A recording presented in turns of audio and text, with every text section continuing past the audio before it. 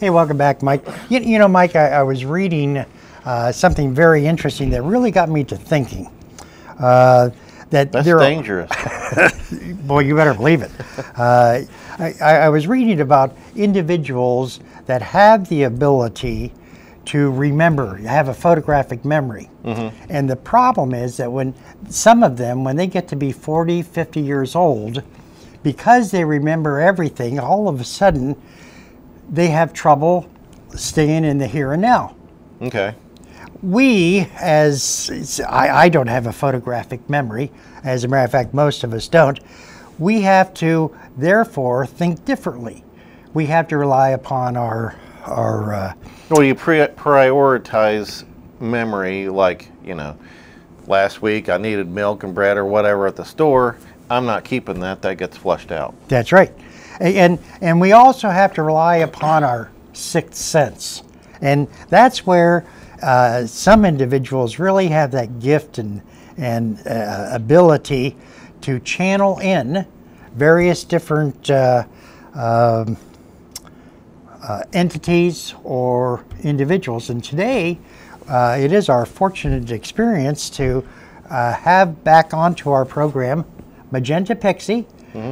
She is a phenomenal lady. She's been an author, channeler. She's worked with individuals.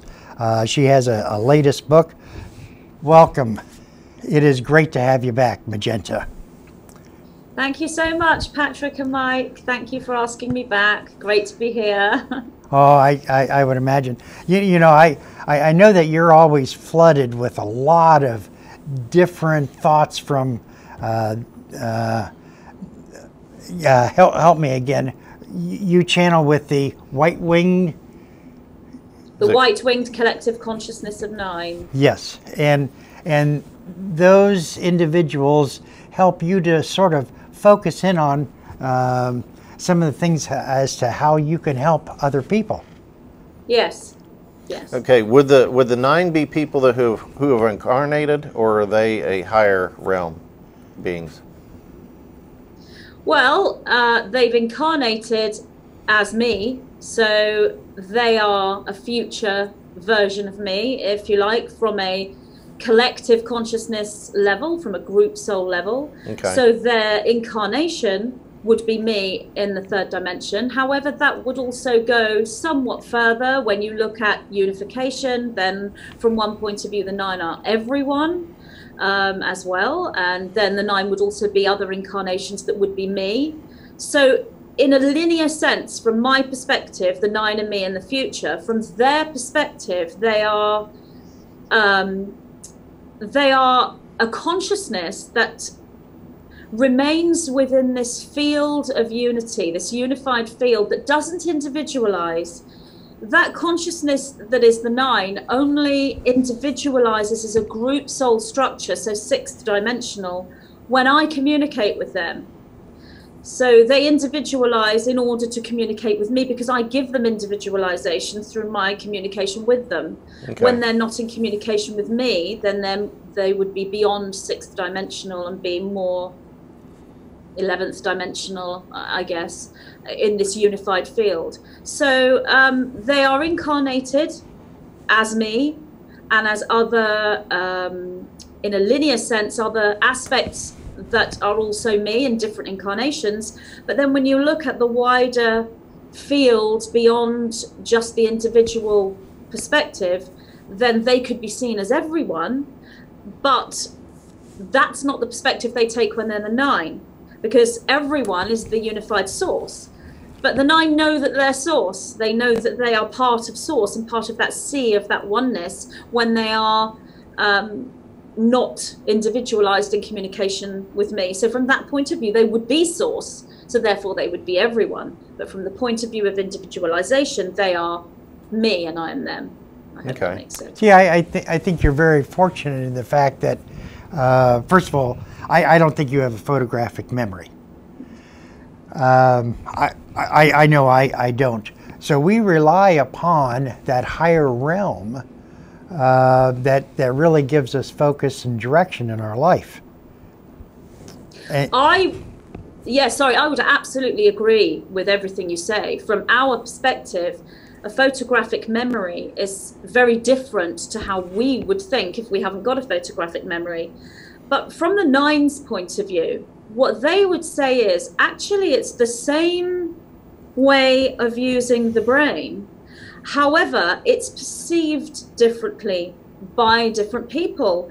So someone who is channeling could be seen to have a photographic memory, but that would only be in the sense of the fact that they're communicating with a higher, what they see as a higher dimensional source. So me as Magenta, I don't have a photographic memory because I don't remember everything that I've seen and I can't recall that.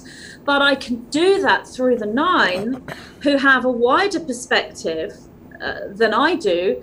But when you look at the fact that the nine are a deeper aspect of me and they're my subconscious mind, if I'm using my subconscious mind to recall things that I've once seen or things that I may not even have seen, that's another level. But on the photographic memory level, I would be able to have the recall through channeling. But from the nine's point of view, it's the same thing, but we see it differently.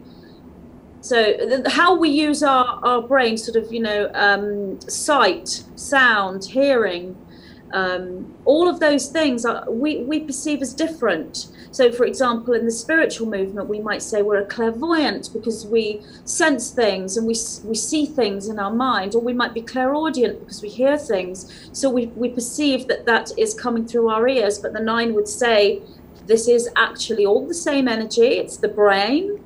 It's the brain as a third dimensional interface interpreting the code of the third dimension. And it's just perceived differently in a unique way by each one of us.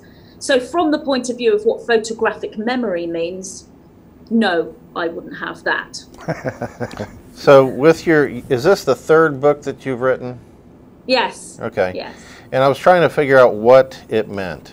The Infinite Helix and the Emerald Flame. Now, I was thinking what helix meant, if that's a DNA thing or if it's a shape.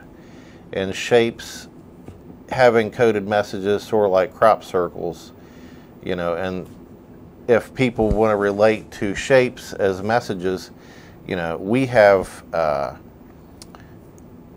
communication ways of looking at shapes, like if there's, you know, if you think of street signs that are triangles or diamonds, they mean caution or stop or other things. And some of these crop circles are encoded messages. And is that what the Infinite Helix means, or is that something different?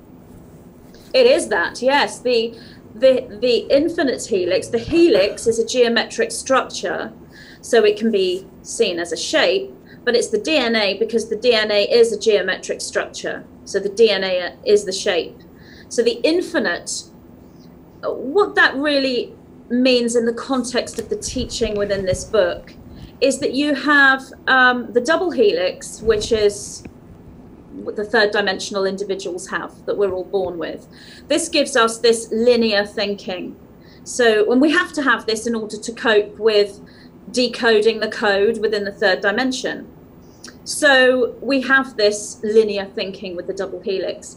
When we move into spiritual awareness, Kundalini activation, etc., and we change the structure of our DNA, we move into what the nine call the triple helix. They also call this tri-locational consciousness. We have bilocational consciousness, which is thinking and holding two structures, to belief systems at the same time. Trilocational consciousness is holding three different concepts or paradigms or consciousness structures at the same time. And then we would move out beyond the infinite helix. So we're moving into beyond the triple helix. So we're moving into more than three. We're moving into many. The infinite helix is the infinite structure. So it's knowing oneself as an infinite, as an infinity, as a separate, individualized infinity. And that knowing, that consciousness that we have that sort of links with the infinite helix is more of an omnipresence, exactly the same thing as your first question about the nine.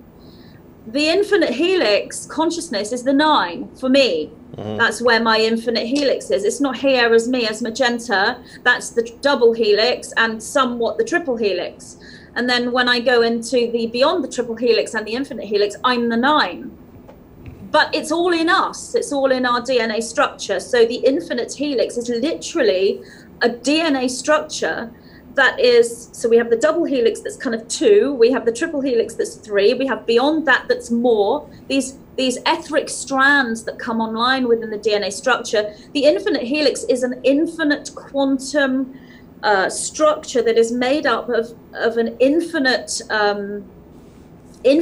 filaments of light within the DNA formation that just go into this sort of quantum, you know, like in a hall of mirrors, when you're in a hall of mirrors and you're looking at all these different mirrors and they just go on and on and on, like holographic. That's what the infinite helix is. So it's the double helix in its infinite form. So it's the DNA, but it's also the structure, because the geometry we use in order to allow our third dimensional brain to decode this code that is the DNA and that is universal fabric is a structure. We use a structure because it's directional.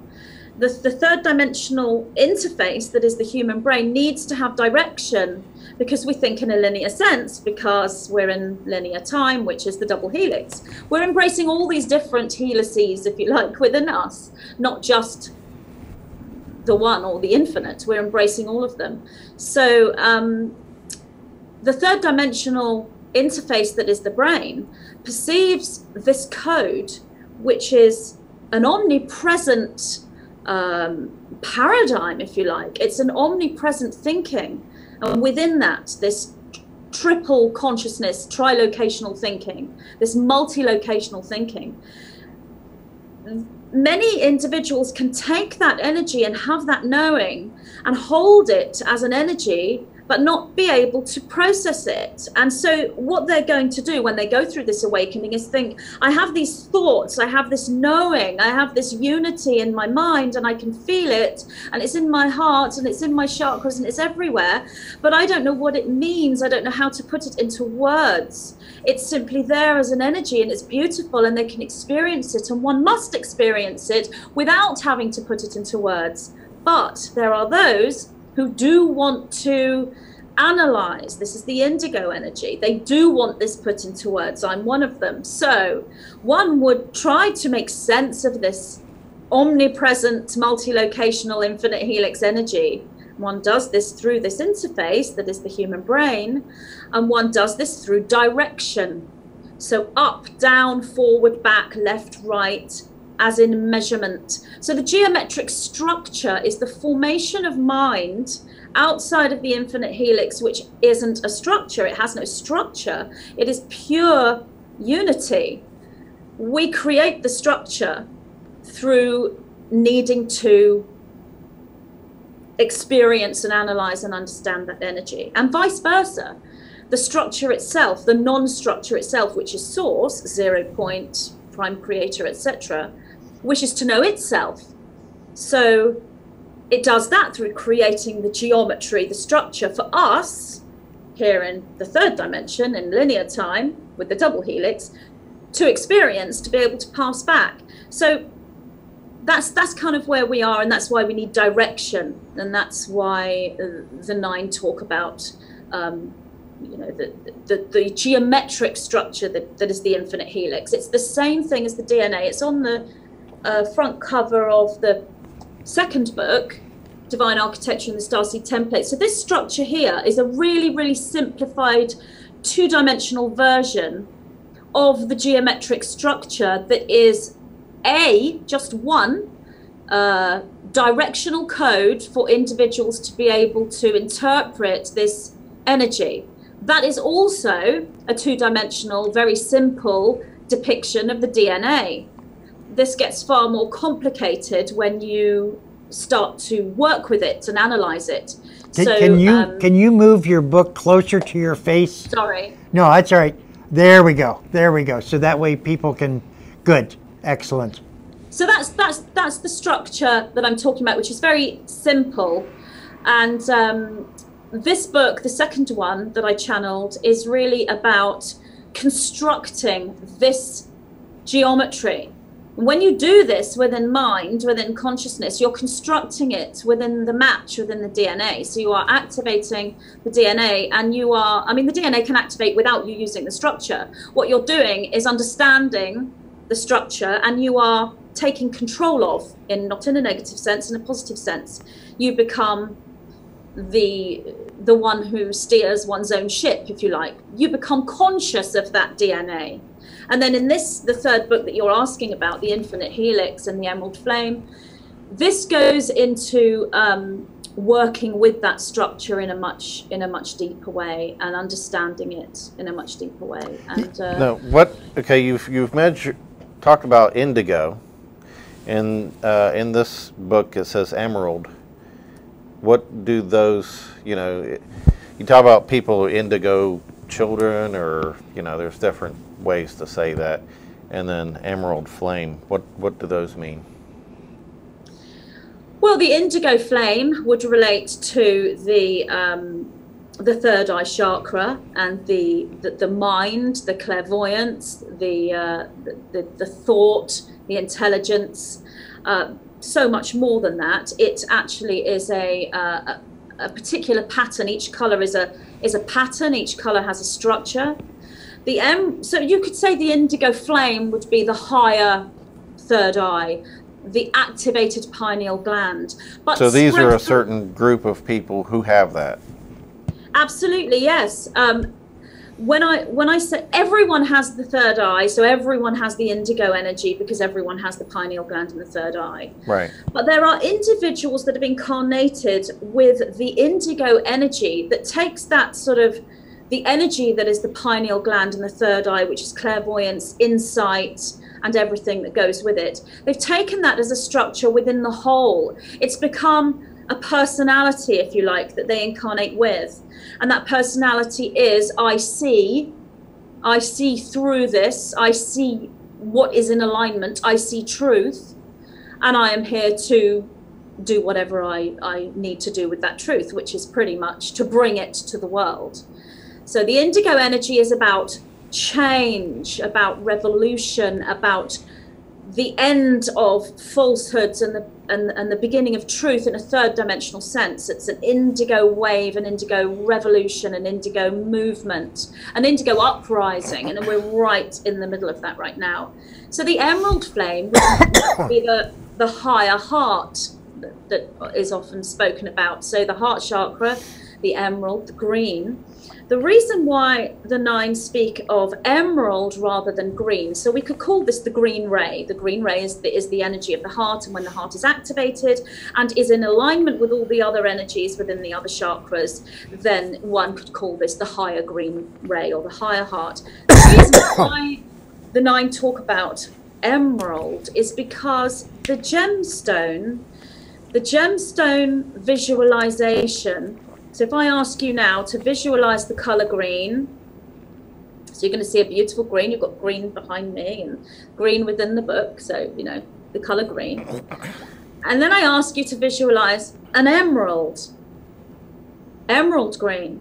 It's got a sparkly, crystalline geometry. It's an activated green. It's green with a charge. It's the gemstone crystalline emerald ray. You can feel it when you visualize green and you visualize emerald. It has that activation, that charge. So that's the emerald ray. It's understanding the higher heart, that is compassion, that is unconditional love, that is absolutely a match to the fifth dimension. And the emerald is the activation of that. So it's the knowing that we have compassion, what to do with it. What is compassion? Is it an emotion we feel, or is it more than an emotion that we feel? Is it a living geometric structure? And the answer is yes. So the emerald flame, and flame comes from So there's the ray, which is the emerald, the activated heart ray. But the flame is given the word flame because... Is it more of an action then? Well, when you look at the structure of the universe, as in 0 point, known also as dark energy, I believe, in our scientific community, but you know that they don't see the fullness of that, if you like. If you look at that 0 point field, clairvoyantly, it looks like fire. It's actually like a moving, intelligent mind that contains the memories, what we perceive as memories, because these can be past memories, present memories, and future memories, contains the memories of all and everything. And that exists within structure as well. So there are smaller ones that contain the memory fields of a certain area of consciousness, and then that expands into all. The same as the double helix, the infinite helix, and the the triple helix. The same thing as bilocation, trilocation, multilocation. It's the same thing. So I sort of call those little... It looks like fire. So it's a flame, and when it's activated within you, it's your DNA structure. When it's activated within you, then you know that that is the flame and the fire. And the 9 also use the word fire. They spell the word fire, F-I-R-E. They don't use an F. They spell fire, P-H-I-R-E, because fire is also relative to phi. I mean, I'm so not mathematical, but phi is the golden mean, and the Fibonacci sequence, the golden equation. So that's the energy structure that you create within your DNA field when you activate the emerald flame or any flame, because your awareness of the clairvoyant fire, which is also dragon's breath, the dragon breathes fire. So the breath of the dragon is the fire, which is the memories of all and the memories of everything. And you learn to use that in your own awakening. And what you're doing here is working very deeply with metaphor and symbolism.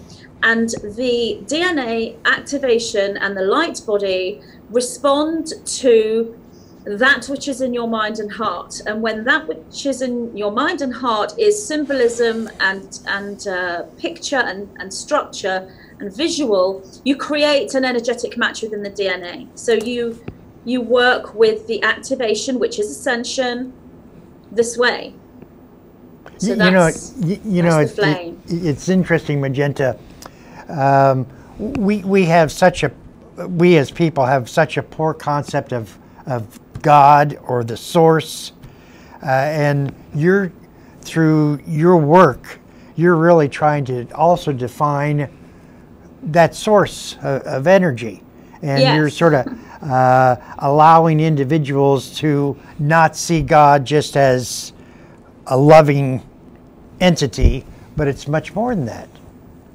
Absolutely. I mean, the 9, that's that aspect of me, if you like, that subconscious, superconscious aspect, is the mission, is to bring that teaching, because there's been so many teachings since the beginning of our known history and before that of what God and source is, and so many different interpretations, and that has caused division, it's caused conflict, and it's created polarity, and that's been hijacked and it's been deliberate. And we're now moving into a time where we're moving away from that.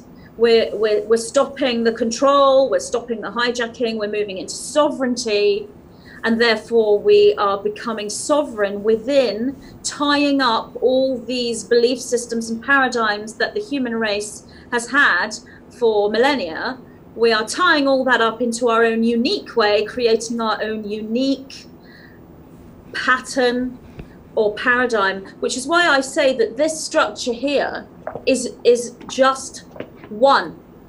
It's just the one the 9 have used to provide a directional framework or a map, if you like. Yeah, can you move the yeah, there we go. Great. Yeah.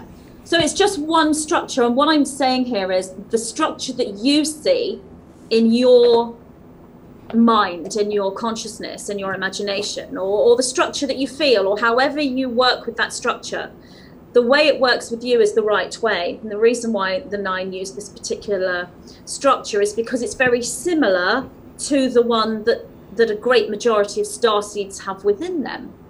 So for those who've got their own cosmic map within them, if you like, then they're going to follow that, and they will use the material in these books that the 9 have channeled through me. They will use that as confirmation of their own knowing, of their own paradigm. These books will be like just a mirror to them. And then there are others who haven't found that structure within themselves, but they know that they're on that journey. They're in that role of seeker. So they find this information along with other information, and then they're able to use these books as well as other people's books and other information as part of their as part of the tools to be able to formulate their own structure within. So they're teaching tools, but they're really confirmation tools. They're just mirrors to those who are already within that path and working with that structure, who might not be able to put that oneness, that unity, that energy that they feel into words. So when they read the books, it's like they're saying the words. And I've had people write to me, tell me that this is how they feel when they read the books. You know, yes, they might think, oh, well, this is the 9 and Magenta Pixie channeled this, but the words feel familiar to them because they think to themselves, I'm speaking this, because they're resonating with the material, because it matches their own paradigm, their own structure that they haven't been able to put into words yet. So that's the path and the mission, if you like, of the 9. And in that respect, that's how come they are decoding and explaining what source or God is. You sort of have defined a little bit more the word matrix. Not only do we live in a matrix surrounding us, but we are also creating our own matrix. Yes, then that's exactly what this is. That's what the structure is. That's the matrix, which is the DNA, and it is the geometry, and it is the directional cosmic map that we can use in order to decode. But the matrix can be used as a metaphor for more than just our individual, well, I mean, that's all right. That there is, really. Our individual structure is an infinity, and it is infinity. We are everything within that structure. We are infinite within that structure. So that structure's the matrix. We can also use the word matrix to describe the reality that we live in.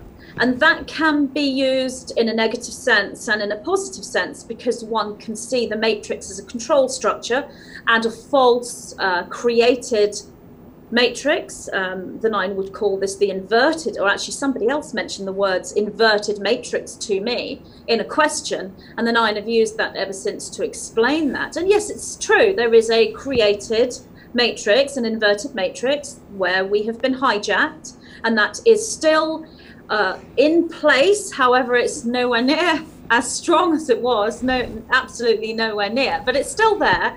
But then we have this organic matrix as well. You know what I'd like to do, Magenta, since we've just about out of time, I'd like to talk about the matrix in another segment with you, because it sounds like you have a really good handle on a variety of different things that the listening audience would find very fruitful. Thank you. I'd love to come back and have another talk. Mike, I've learned a lot. Mm-hmm. It seems like it's been like 5 minutes, but I know. Has that really been half an hour? Yeah. Magenta Wow. Pixie can be at magentapixie.com. Her latest book, Infinite Helix and the Emerald Flame, is available. If you go onto her website, you can find out how you can acquire And Amazon, this. I think. And Amazon, yes. Mike, time goes by quickly. Yes, it does. Everyone, thanks for watching, and we'll be back soon.